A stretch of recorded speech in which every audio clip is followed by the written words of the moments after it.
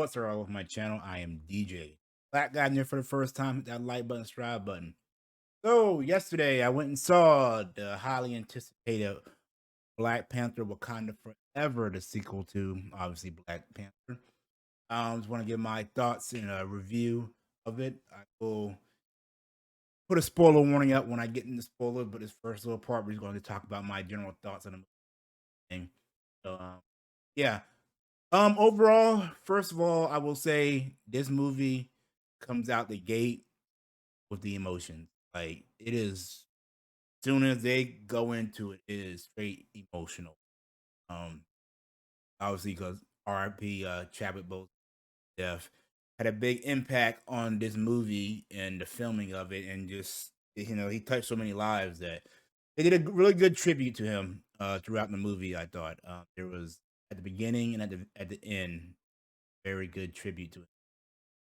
Had me emotional. I had tears in my eyes and everything. I will say the part in the intro, the Marvel title scene, that it is it's so, I don't want to like ruin it for you, but it's just you could have heard a pin drop in my theater, and it was probably about 70% full in my theater, and it was just dead silence, and all you heard was like maybe a little sniffle and everything. And I had, my eyes were all water and everything. It was just very, very emotional, with, just with Chadwick and everything. But that's the intro. It kind of set things up to kind of give you an idea of what has happened to T'Challa, why he is no longer around. Um, and then we start dealing with issues where the family's dealing with his death and other things going on that other nations are trying to like attack Wakanda now because they think out there protector and everything, which leads to them ultimately, finding out about all and everything. I don't want to get into details about that stuff yet. Just we all know that from the trailer and everything. But my overall thoughts on the movie was, again, very emotional at times in the movie. Had some big couple shocking moments that I did not see coming, which was a good thing to me. One scene, one character really surprised me. I didn't think they were going to do that, but they actually did it. I thought Shuri, uh, her her arc and her struggles with the whole passing of her son and not son, her brother, and taking over the mantle, had a good story arc in it for the most part. Um, I felt Angela Bassett's role as the queen. Angela Bassett, she's an amazing actor. She did a good job. Um, Riri Williams, when she came on the scene, at first I found her quite annoying, but she kind of grew on me later on in the movie and everything. And I will say, some are the one critique I would have. Some of the CGI on her Ironheart um dude wasn't the best, but overall the CGI was pretty good in this movie compared to the first one. That was my one of my biggest critiques of the first one was toward the end the CGI got kind of, it wasn't the best, but when you make $1 billion, they give you a little bit more money this time, so they did a really good job. Namor, I found him to be ruthless, but you you I wouldn't say you relate to him, but you understand his feelings towards his issues, the way he is and everything. Um, they did a quick backstory on him, not that in depth, so you had a good understanding of kind of why he is the way he is. Which I thought was good. They did touch on the whole conquistadors and all that stuff. Um, that was kind of I wouldn't call it a quick woke moment, kind of that. There was, speaking of woke moments, there was, I would, for the most part, it wasn't. There was a lot of, you know, obviously black culture in it, which I had no problem with that. It's a black centered movie and it have all that stuff. There was one scene towards the end where it was I guess a lesbian couple, whatever. But it's so brief that it's not even like that big of a deal to me. So overall, the wokeness, not overtly in your face. They touched on some social issues. But for the most part, I didn't think it was that bad. My personal, again, the whole woke thing is kind of. As long as it's not forced down my throat, I don't really mind it. Socially aware on stuff, but I don't think they were pushing it too hard in this movie. Just kind of that was happening. Nakia shows up in the movie, kind of halfway through the movie. I remember we talked about an article where she was kind of upset about her arc, but in the end, she actually plays a pivotal role in it. I thought the fight scenes were okay. There wasn't many. Oh, I lied. The fight scenes of Okoya and some of the Neymar people were very good. I thought the choreography in those were good. The final battle scene was all right for the most part. It wasn't that you know spectacular in my opinion. Again, this I think this movie's main thing was the emotion behind it throughout the movie. So that was his main driving force. I will say I like the tone of this movie a lot more than all the other Phase Four movies and shows so far. It wasn't that jokey. I mean, it had moments where they were joking around and laughing. And Baku, he's just funny, throughout the movie, but it's not like constantly. But it wasn't jokey all the time. It had some deep, serious moments, and it had repercussions to people's actions in the movie. Like things they did affected the way the movie went, the characters in the movie. So, for that, I applaud it. We kind of got back on the track of what Marvel was before, which I kind of like. But I guess now I'll get into some spoilers. So I'll put the spoiler warning up right now over here. So you got what 10, 9, 8, 7, 6, 5, 4, 3, 2, 1. We are going into spoilers. So if you have not seen the movie, turn this off. Here we go. You've been warned. You have been warned. So, um, my biggest shocking moment of this whole movie was Queen Ramonda dying. That I did not think they were going to kill her off. Basically, during the attack on uh Wakanda, Miramar he throws like a water bomb into the palace, and Riri and the Queen are in there, and they get knocked down under the thing and everything. They're drowning, and she's rescuing Riri.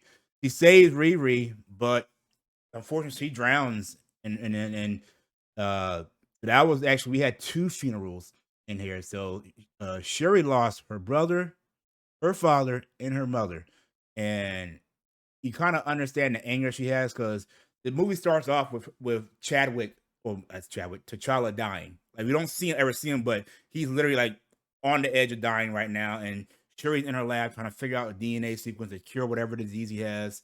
So it's not like we don't know what disease it is. It says unknown illness, but so and she's in her lab with a DNA sequence and everything, trying to figure it out.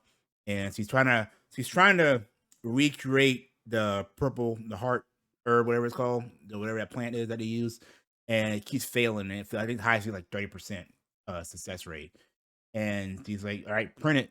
And all of a sudden, you see the queen, and she's like, "What's my brother's?" She's talking to her AI, like, "What's my brother's bio reading?" She's like, "These." So then we go to the funeral of Chadwick, and the emotional part I was talking about earlier was, they did the whole funeral and everything.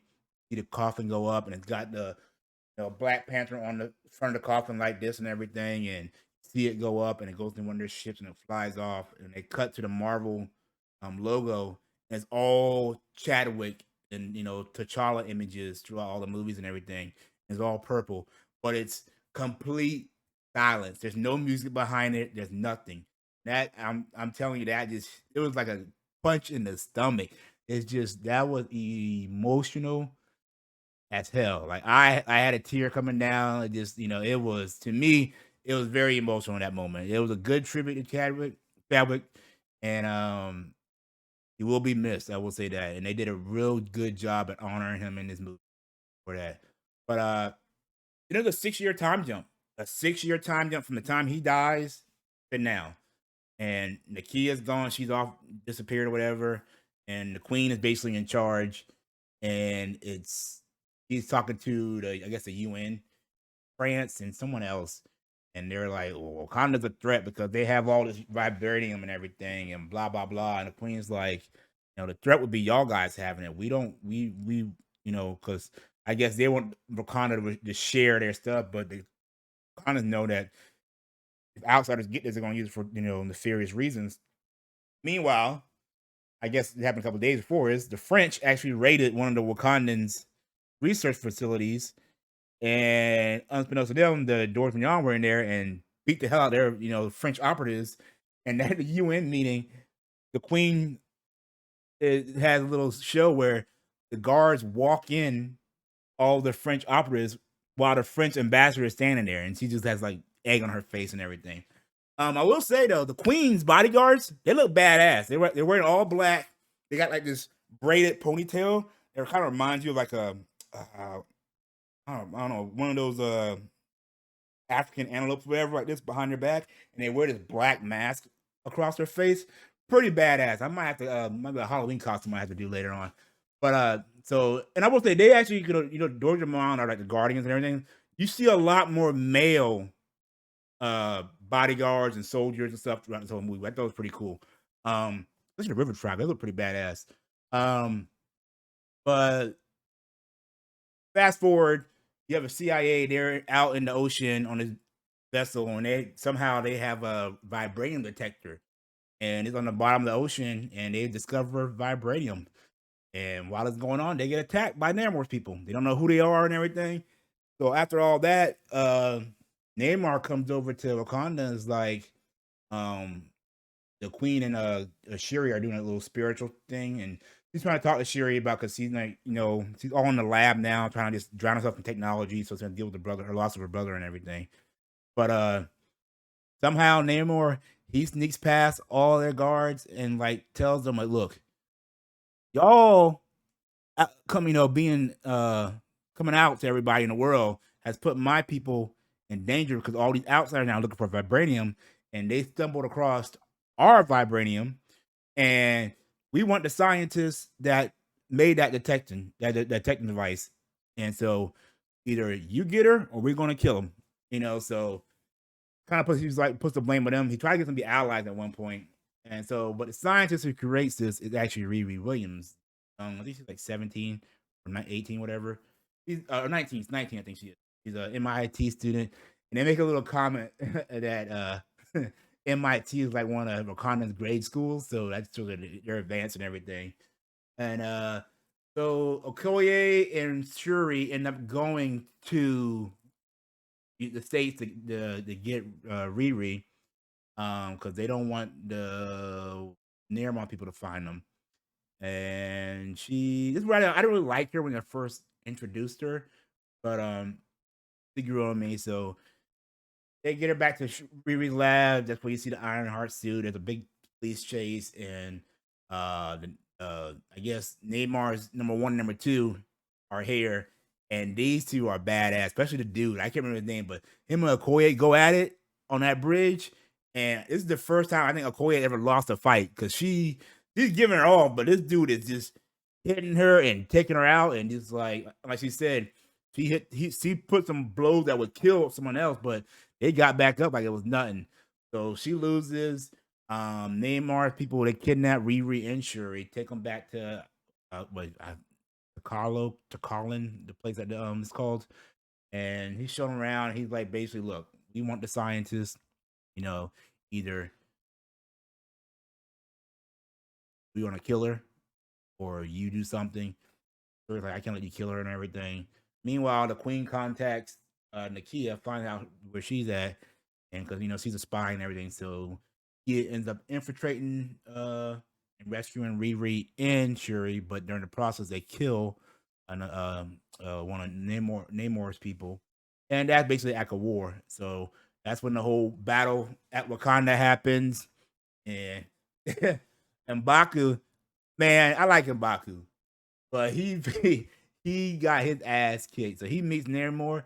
He's doing his gorilla pounding and everything. He goes to attack, and Miramon just turns around and just punches him in the chest and sends him flying and knocks the wind. He tried to do it. He's like, he couldn't even get his breath out. So Wakanda got attacked. City's flooded. They're trying to evacuate people. That's when the Queen and gets killed by Namor. Sad moment. So that's when the second funeral happens. And by now, Shuri is she's just dead. But while she was down at we find out when she was in Neymar's place, how he became who he is, that their shaman had a vision about a plant underwater that they found that was actually growing where another vibranium meteorite crash landed. So it grew in that vibranium soil, had basically kind of the same property that the purple heart fruit, but it turned their people blue and made them live underwater. So while that was going on, his mom was pregnant with him. So in the process, that powers got passed on to him naturally, and that's how he became a mutant.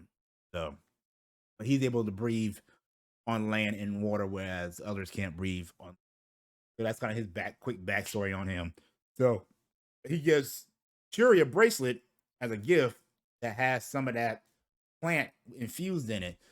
Shuri's able to take that back to the lab, use the DNA from the Purple Heart, Chadwick, T'Challa's body, and that it would make a synthetic Purple Heart herb. So that's how she became the Black Panther again. Because she felt like she had to become Black Panther to protect Miramar because he was just too strong.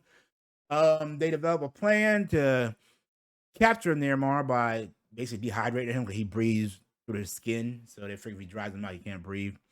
And there's a big battle that we've seen on the boat between Namor's people and him. And that scene is pretty cool, I think. Now she gave Okoye and the other chick the midnight something armor. I didn't really like that armor. It wasn't that cool to me. It's blue. It looks more like Namor people than it does Wakandan. But that was whatever. Big battle happens. Him and Shuri duke it out. He ends up he wants to kill him basically because she threatens M'Baku, basically strong arms him and tell him like, look, I'm going to kill him. Um, and you're going to help me. But his whole time in Baku, because I guess T'Challa, he promised T'Challa to be like her advisor and like look out for her. He's trying to like persuade her, like, look, what will your brother do? What will your mother do? He's like, they're gone. They're gone. So what they matter is not happening. But another big surprise, I'm kind of rambling on, guys. I'm just kind of off the top of my head. Other big surprise moment was when Shuri took the herb, the purple heart herb, and went to the ancestral plane. At first, I thought she messed up because she comes through underwater into the palace throne, and I'm like, oh, she done messed up. It's gonna be like an Namor ancestor, whatever. Comes around the throne, and guess who's sitting there in all white? Her cousin, Killmonger. I was like, what? So with her, because all her rage and anger and stuff, that's the ancestor that came forward because he was a Black Panther, like it or not. And yeah, so that happened. Oh, real another surprising moment that's got me.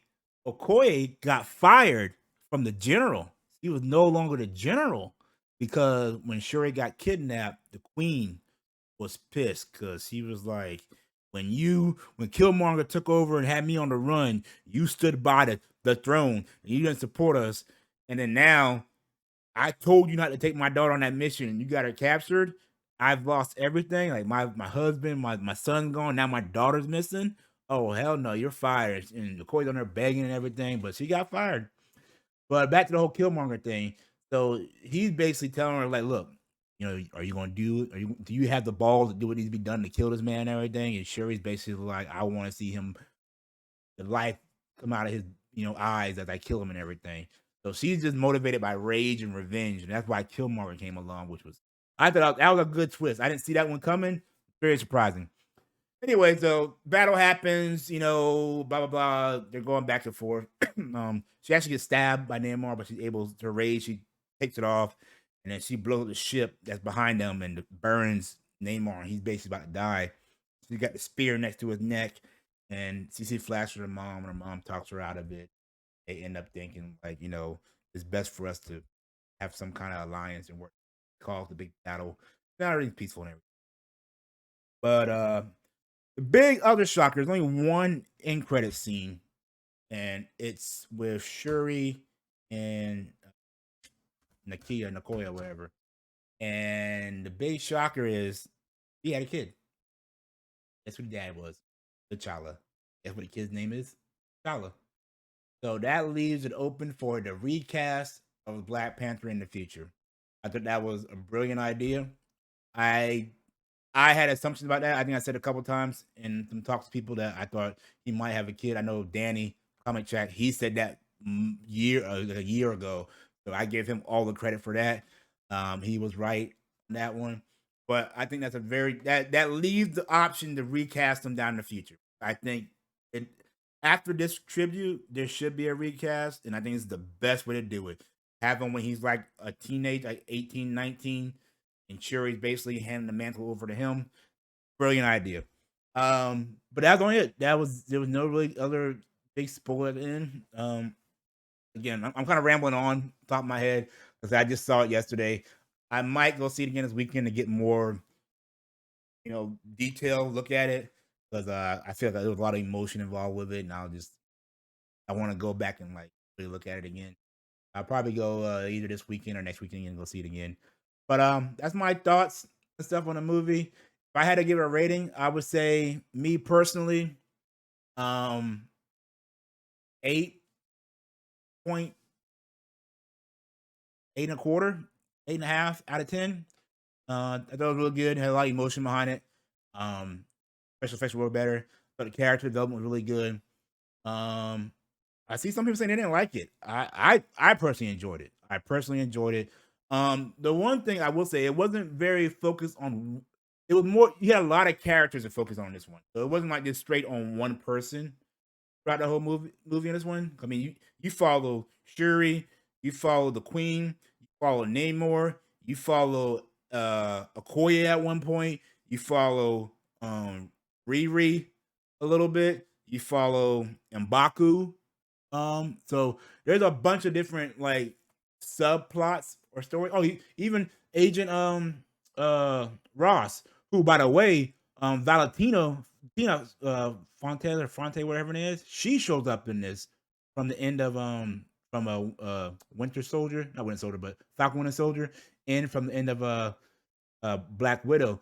And I if I remember correctly, she said she's the ex-wife of Agent Ross. Like they were married at one point, so that's interesting. Now she's a big CIA director and all that stuff. So that was a way to connect to the Marvel universe and everything. But yeah, again, I give it 8.25 out of 10. I really enjoyed it. Is it like the best Marvel movie ever? No, I still like the first one better, honestly. But that's not saying that this one's bad. I think the first Black Panther is different. It had a lot behind it. This one had a lot of emotion behind it. But yeah, I enjoyed it. Let me know down below if you've seen it yet, what you thought. Again, everybody has their own opinion. Don't be bash everybody in the comments. You liked it, you liked it. You didn't. I don't care. But we gotta have like and tell the reason why you didn't like it. I'm saying I don't like it because it's all black people, whatever. But whatever. But yeah. Till next time, guys. See you when I see you. Peace.